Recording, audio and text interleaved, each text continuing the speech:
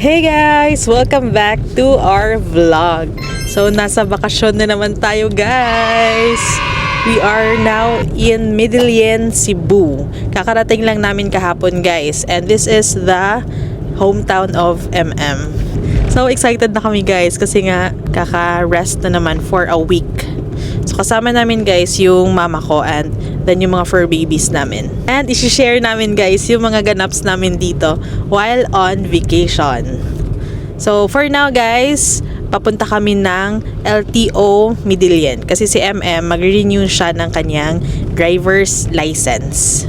Trivia lang guys, Medellin is in the northernmost part of Cebu. So, pag pupunta kami ng Cebu City, babiyahe pa kami guys ng around 3 to 4 hours. Depende sa traffic. So, next town ng Medellin guys is already Daan Bantayan. So, parang nasa ano na talaga siya. Northernmost part na siya ng Cebu. Medyo malayo siya. Pero, Bantayan Island is like an hour away from here.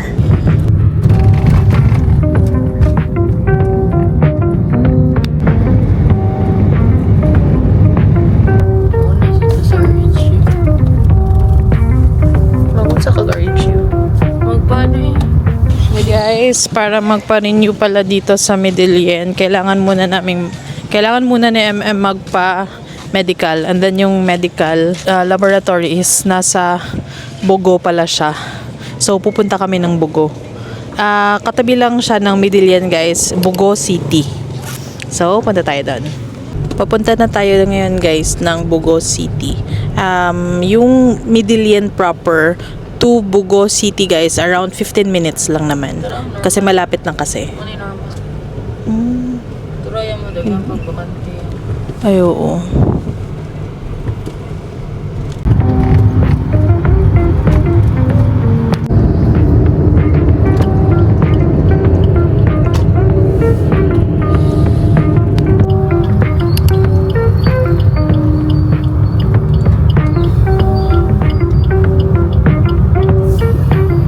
Guys, epic fail yung lakad namin kasi wala na pala yung NC Tiger driving school dito sa Bogo. So yung next daw is nasa Danao City now, which is around 2 hours away. So sa Bacolod na lang mag-renew si MM. Kala kasi namin masisingit namin tong renewal. So wag na lang. Bacolod na lang guys. Sa Bacolod na lang kasi yung LTO nasa 4th floor ng Ayala Malls. Yeah. Okay na. So, ngayon guys, pupunta kami ng Cafe Nara. Cafe siya dito sa Bogo. Kasi magkakape-kape. Katambay na lang sandali. Ba yung van? Oh. Hello.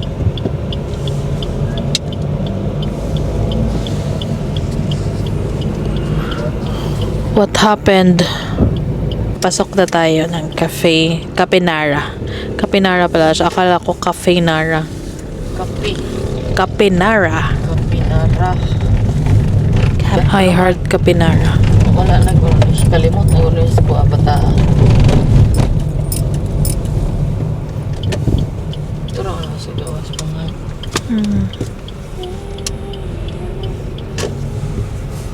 Eto, Cafe Nara.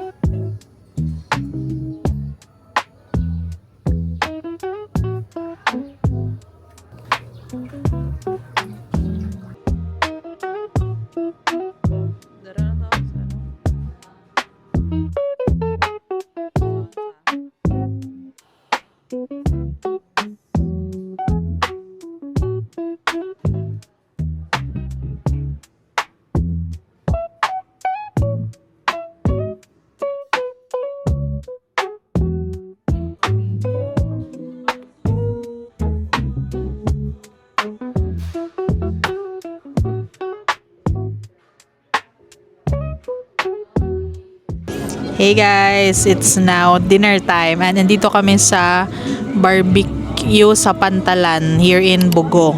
And MM is meeting up with her high school When? friends. This is the place, guys. Ayan siya. Ano ito siya? Maraming barbecue stalls dito, guys. At pantalan ito siya or dockside.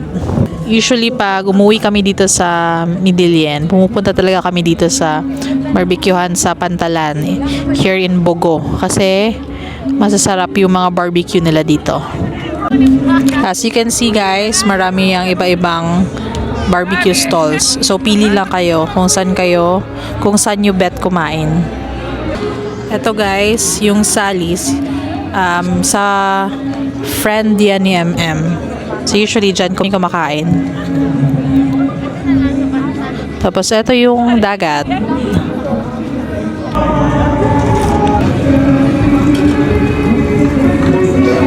Dito na yung food namin, guys. Niluto ng friend ni MM. Grilled squid, may grilled bangus, may shrimp, tapos panga. Tuna na, yam? Basta kay panga. Grilled panga. Then another grilled bangus there. We're still waiting for her friends. It's almost 7 p.m. Kami pa din yung andito.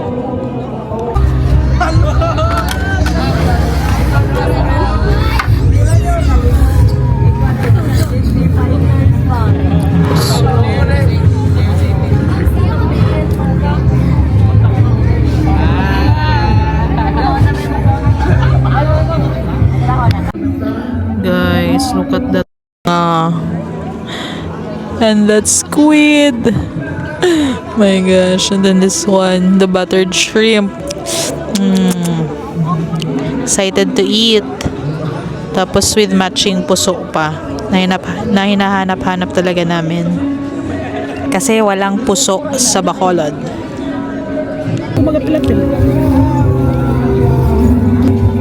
Attend natin kung mag-ano.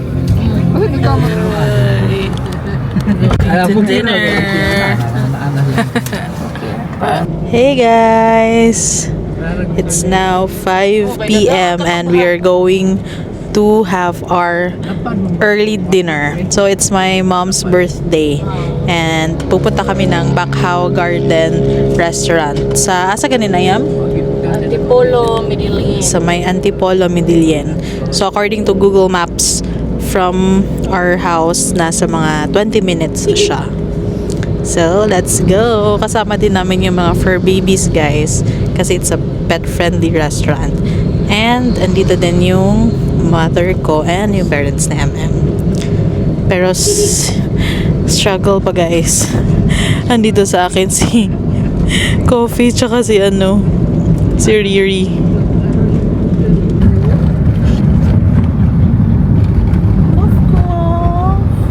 After 20 minutes nga ay andito na kami sa Bacau Garden Restaurant. Let's go!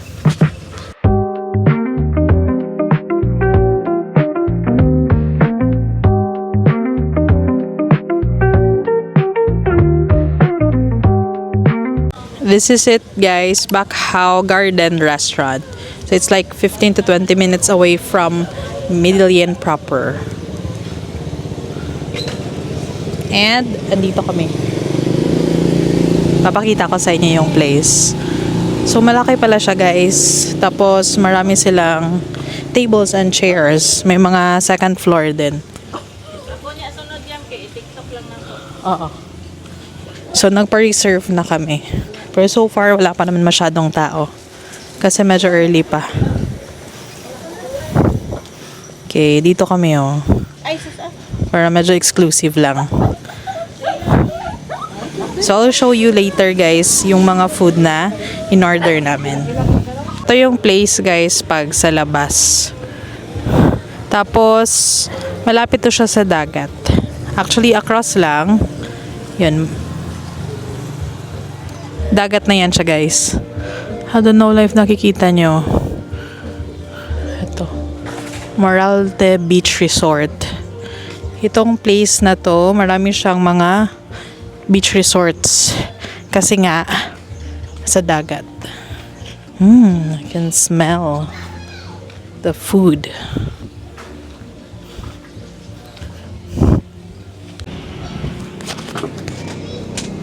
Ito yung mga parentals.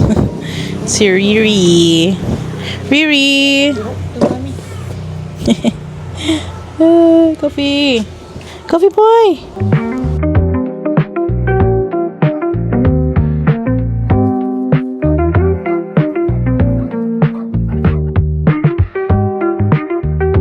This is our food. We have pork belly, lumpia, nilagang pork, and buttered garlic shrimp. Let's eat. Tapos, ito yung cake ni Mama. Yan nga, din ang kuspuro. Oh.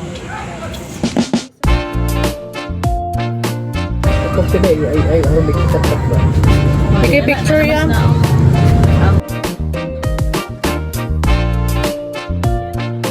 One, two, three. Ah.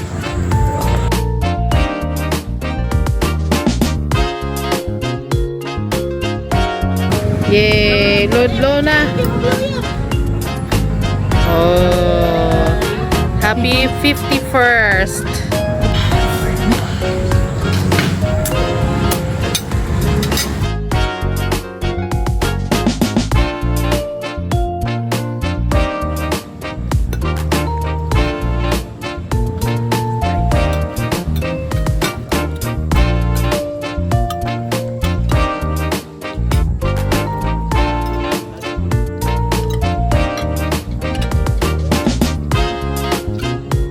Hey.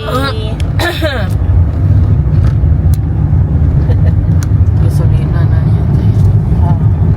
Riri. Yung Mga bibi. murag yung ulan. Dago.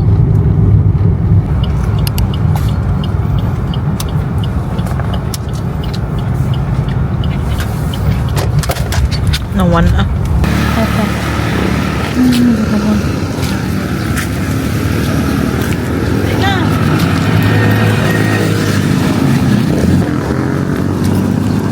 Guys, you're here sa dock side ng Midillian, and I'm here with my mother, si Mama, si MM.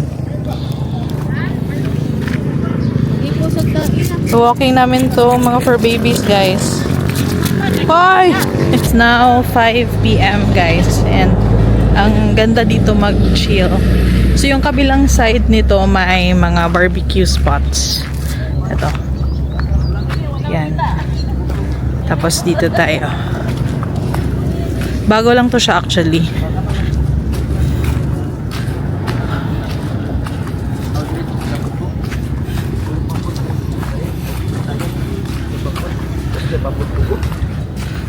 Yan.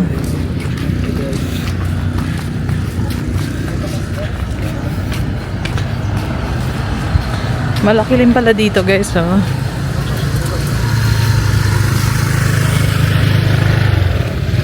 Ganda dito mag-chill-chill. Ito lang nako. Coffee.